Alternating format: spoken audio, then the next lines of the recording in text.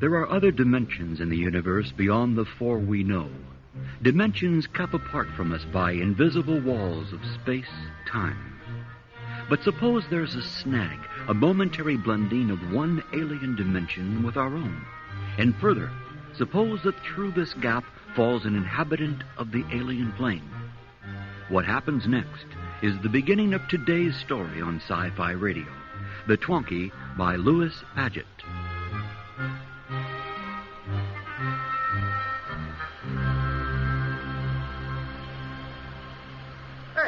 Hey, you. Wow. Yeah, you, Joe. Huh? Well, that's what's written on your uniform. You do work here, don't you, Joe? Work. Say, hey, are you drunk? Wrong. Yeah, if you are, you're a history pal. Wrong. Hey, it's funny, I don't smell liquor on your breath. You're new here, aren't you? New, huh? Yeah, come on, it's a simple question. Do you work here? Work. Yeah. Yes, I work. Uh-huh. Make Twonkies. What? I make them. Oh, the stereo radio consoles. Well, why didn't you tell me you were an assemblyman? I wish the front office would let us all in on it when they hire somebody new.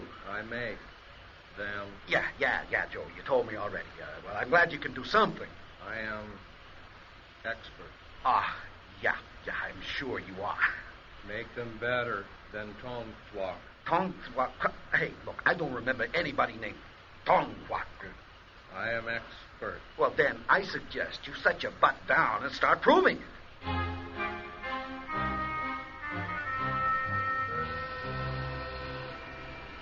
Almost done. Need shimmer tones. No shimmer tone. Odd. But these other Twonkies don't have shimmer tone. Must be okay. I'll put mine here with others. There. Now, must rest before I start on new one. Oh, head hurts. How did I get here?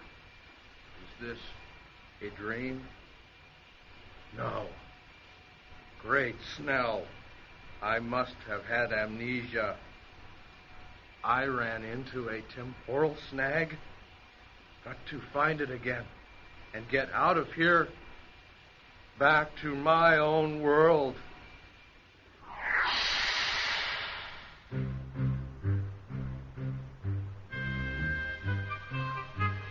An unscheduled visit has ended.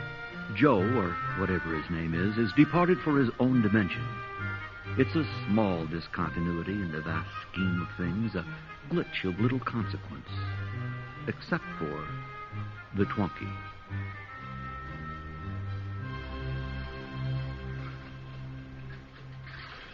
See, time is curved, and eventually it gets back to the same place where it started, and that's called duplication. What's that, dear? See, yesterday at this time I had a martini, and the time curve indicates I should have another one now. Can you hear me, sweetheart? I'm pouring. Okay, you get my point then. Here's another. Time describes a spiral instead of a circle. And if you call the first cycle A, the second one is A plus 1. And that means a double martini tonight. I knew where that would end. Here's your martini. But I'm afraid they don't make infinity-proof gin. Yeah, too bad. That's it. Slowly stirred, not shaken.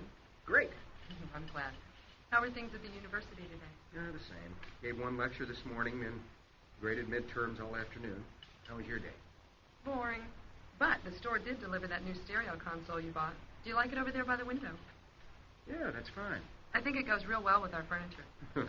I would hope so, considering what it cost. Did you try it yet? Oh, no. The old one was complicated enough.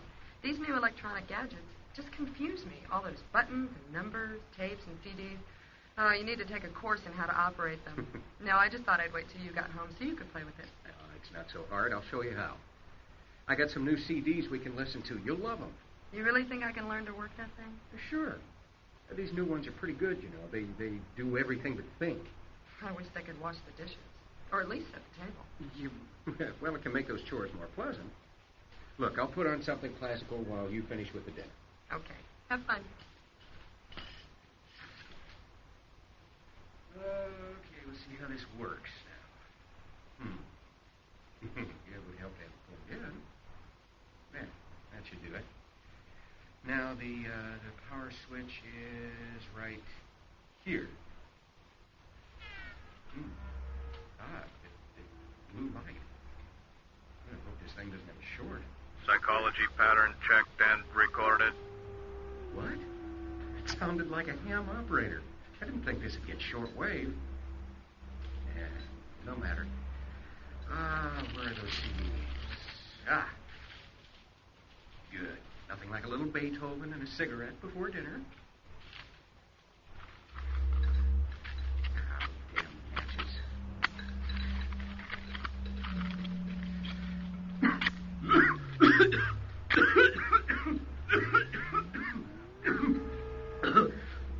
What the hell? Martha? No, Don. No. I didn't see it. The stereo did not walk over and light my cigarette. It hadn't moved. But, no, wait, it is unplugged. I could swear I plugged it in. Kerry, dinner. I'm coming.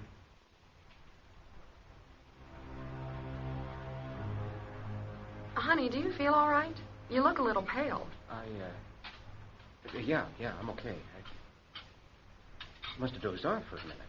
Yeah, that's it. It must have been a dream. What's that, honey? Yeah, nothing.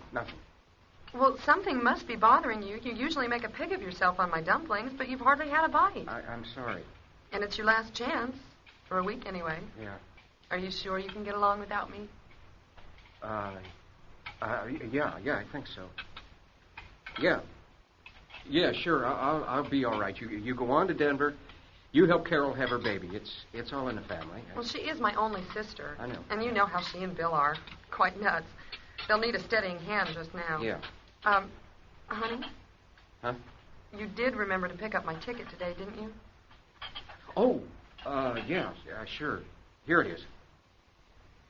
Oh, this flight is earlier than I thought. Well, I better finish packing. I'll be down in a minute.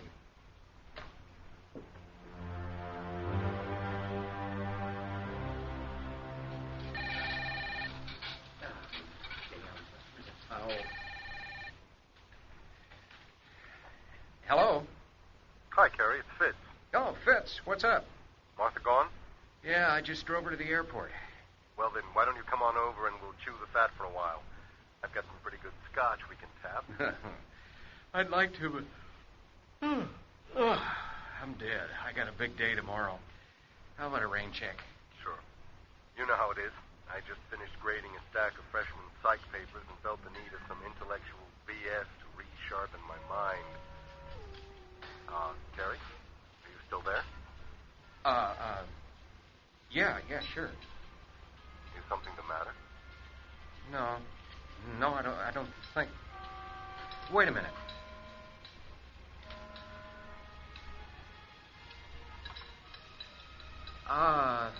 Fitz, you still there? Yeah, what's going on?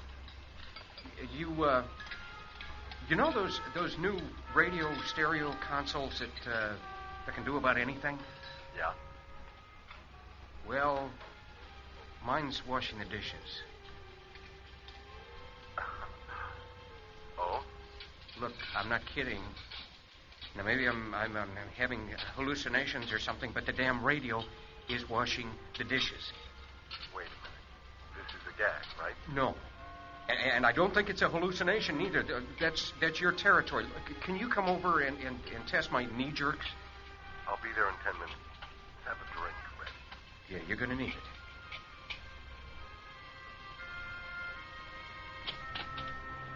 Where's my drink? Here, let me go. Come on in and sit down. Where's your dishwashing stereo? It's in there, too. I thought it was doing dishes. It's finished. and then it walked back into the living room. It walked. Yes. Kerry, I think maybe you better sit down, too. I'm all right. You say it washes and it walks? Yes. What else does it do? Oh, yes, and it lights my cigarettes. Really? Yes. Is there anything it can't do? Oh, yes. When it came back in here and parked itself, I thought I'd try out the radio. And it worked great on all the stations, really great. But then when I tried a CD, it wouldn't play at all. Well, a minor matter. I mean, if it's housework. Let's take a look at it. That's it. Over by the wall. It's a nice one. Mm-hmm. Otherwise, looks rather ordinary. Now stand back and watch this. What? I'm just going to take out a cigarette, like this, and... Well, what do you think of that? It's a robot of some kind. Huh? Only thing it can be. Where the hell did you get it? You don't seem too surprised. Oh, but I am, though. I mean, I've seen robots on TV and in a shopping mall, of course, but I've never seen one that could light your cigarette. Who made it? Well, how should I know? The Mid-Eastern Radio Company, I suppose. Wait a minute. I don't quite understand. There's nothing to understand. I bought this console a few days ago. It was just delivered this afternoon, and then it started doing these strange things. You mean you didn't know it was a robot? No, of course not. I bought a radio stereo, and I don't know, the damn thing seems alive to me. Well, I wouldn't say that. It's just some new kind of robot. I mean, what else is there to think? I suggest that you get in touch with the Mideastern people tomorrow and check it out. Yeah, you bet I will. But right now, I'd like to try something else. What? I'd like to see what's inside it. That would be interesting. Yeah. Got a screwdriver? Yeah. Over here. Yeah, here's one. Okay, let's slide that console out so we can see the back. Here. There. That's odd. I don't see any screws on this thing. You're right. Seems to be made out of one solid piece. Wonder how they did that. And these legs, they look like they're some kind of hard plastic. Yeah, but you saw them move. They look like rubber. Yeah, it's crazy. And there's another thing that doesn't make sense. What else? Well, if someone's made a new specialized sort of robot, why put it in a console like this? Beats me. I'm afraid of that thing. Do you want to stay at my place tonight? No. I guess not. The robot can't hurt me. I don't think it wants to. In fact, it's been helping you, hasn't it? Yeah, I guess you're right. Well then, that's that. Except for one thing. My drink. I think I can really use it now.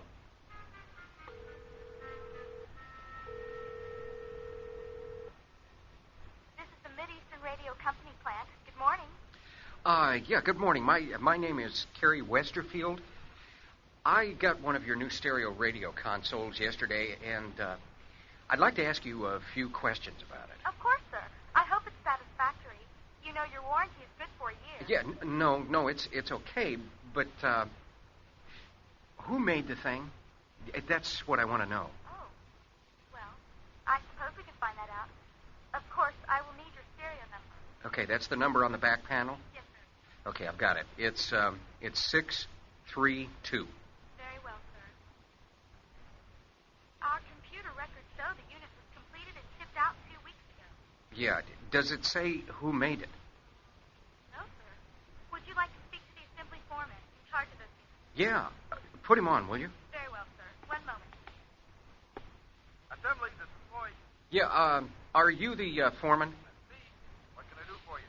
Look, I just bought one of your new stereo consoles, number 632. I'd like to find out who made it. Sure, I keep the record slips right here. Good. What number did you say? 632. Slip is here, but there's no name on it. What does that mean?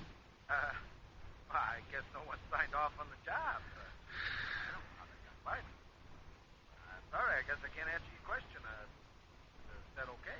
Yeah. It works fine. Look, you might answer another question for me, though. Sure, if I can.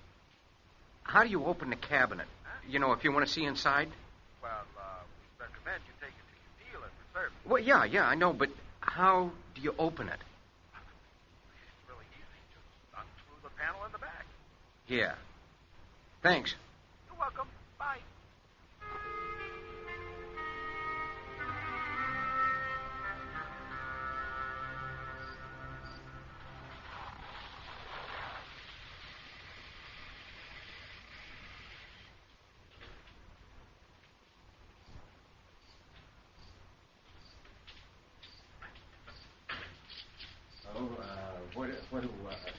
What do I owe you?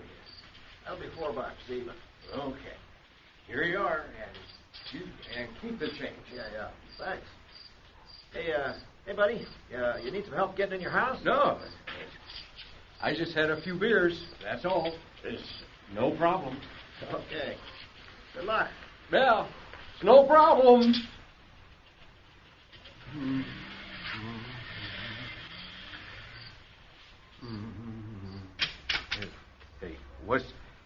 What's going on? Let go of me. What the hell was that? That light. Hey, what did you do? My beers. I can't feel them anymore. How? What a dirty trick. Listen, whatever you are, you mind your own business. If I want to get drunk, I'll get drunk. And I don't need your help to get sober. What am I doing? I'm lecturing the stereo. I gotta get control of myself. Easy, Kerry. Take it easy. Yeah, okay. Forget about the robot. There, my morning lecture. Just read a chapter or two of this. Hey, wait a minute. I need that book. Just give it here. Give it. Now, come on. All right? There, damn it.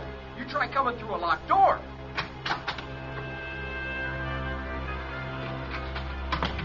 All right. You can have the book. Take it.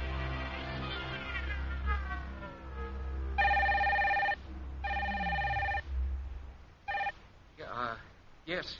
Kerry, it's me. Fitz. What's up? Plenty. This damn robot's getting out of hand. What did it do now? Well, for openers, it sobered me up. That doesn't surprise me. No, I mean, it really sobered me up. From a solid 12-beer drunk. It took me nearly two hours to get in that shape, and the thing wiped out all the effects in a couple of seconds. Just by shining some kind of light ray on me. It doesn't make sense. It might. The vibrationary equivalent of thiamine chloride, perhaps. What? In a light ray? There's vitamin content in sunlight. Who knows? But the important point is that the gadget, whatever it is, isn't merely a robot. You're telling me. It's a dictator. It wouldn't let me read the book I needed for my lecture tomorrow either. It managed to pick the lock on my bedroom door to come after it. Sounds like it's really starting to interfere with you. Look, I'm really afraid of this thing. I still don't think that it means you any harm. But you're welcome to spend the night at my place. No damn stereo is going to chase me out of my own house. I'll take an axe to the thing first. Well, you know what you're doing, I suppose. Phone me if anything else happens. Yeah, okay. Otherwise, I'll see you tomorrow at lunch.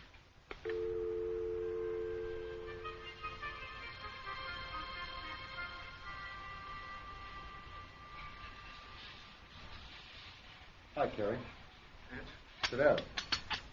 No more problem with last night, I guess? Oh, I just didn't sleep too well, that's all. What's that? It's the library's copy of Casson's social literature.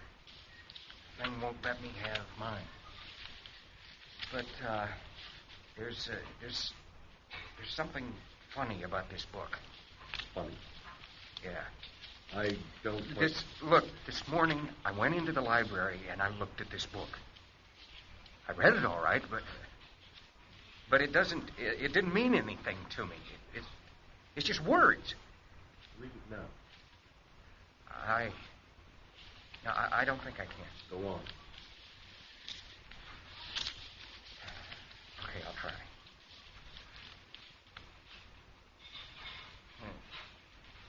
I can't.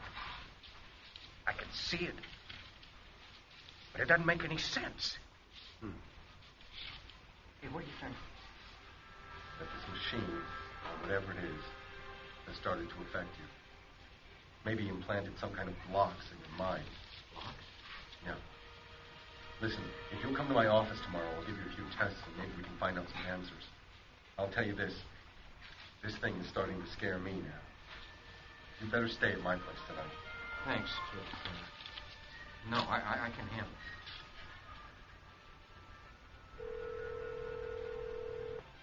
Hello? Martha, good morning. When did you get back? About an hour ago. Can you come over? I'm worried about Kerry. What's the matter with him? I don't know. Please come right away. I'll be right there.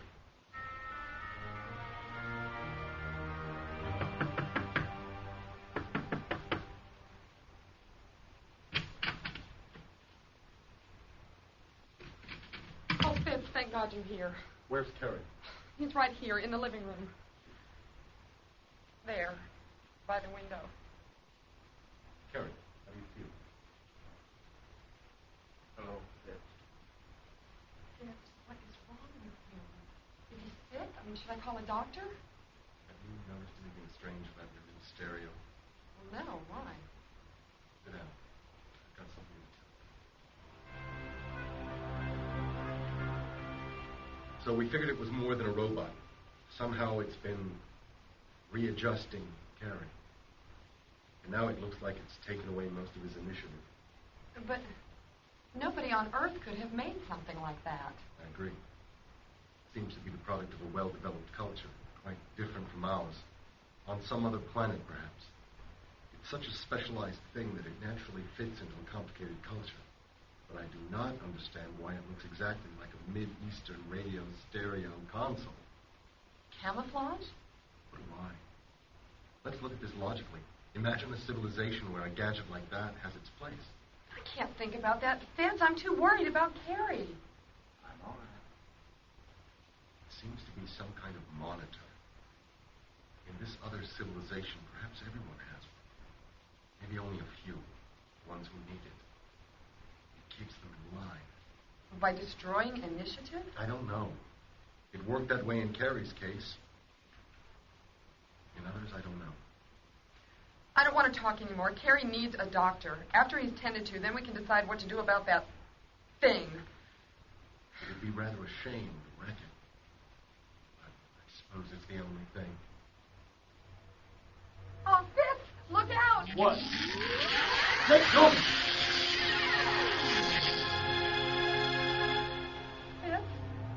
Fitz, are you all right?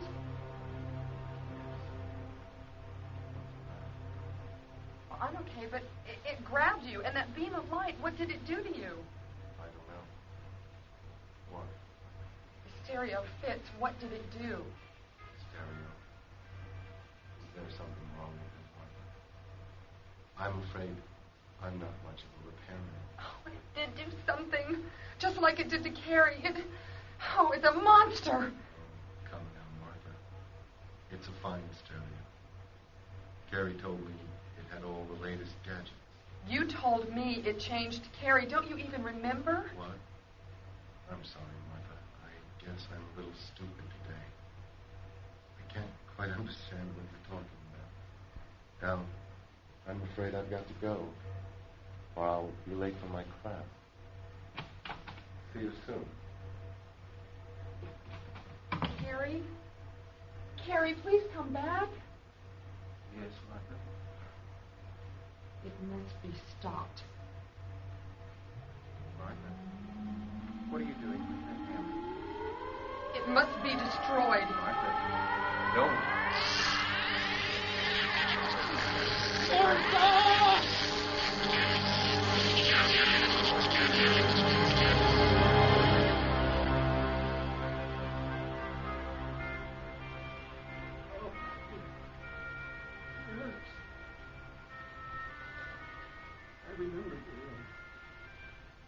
The stereo.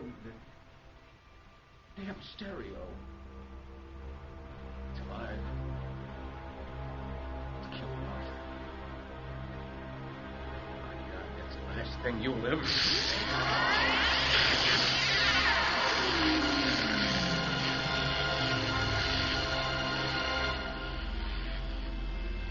Subject basically unsuitable. Elimination necessary. Preparation for next subject completed.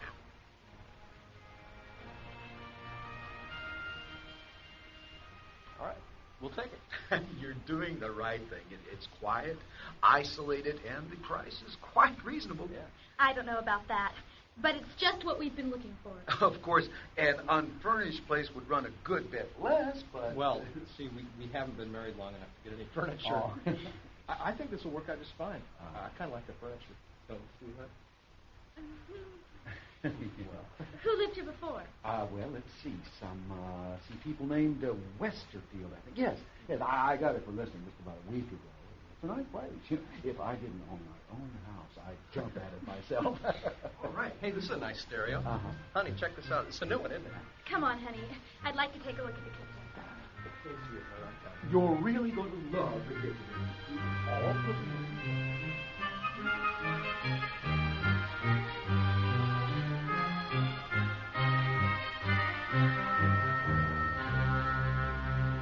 Our cast featured Greg Loso as Kerry, Mary Chris Wall as his wife Martha, and Charles Carroll as Fitz.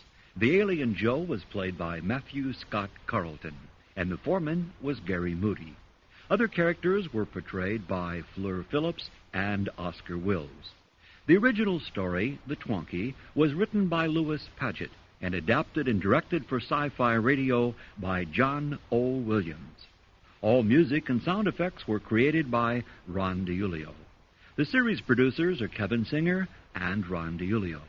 Support for the program has been provided by a grant from the Corporation for Public Broadcasting.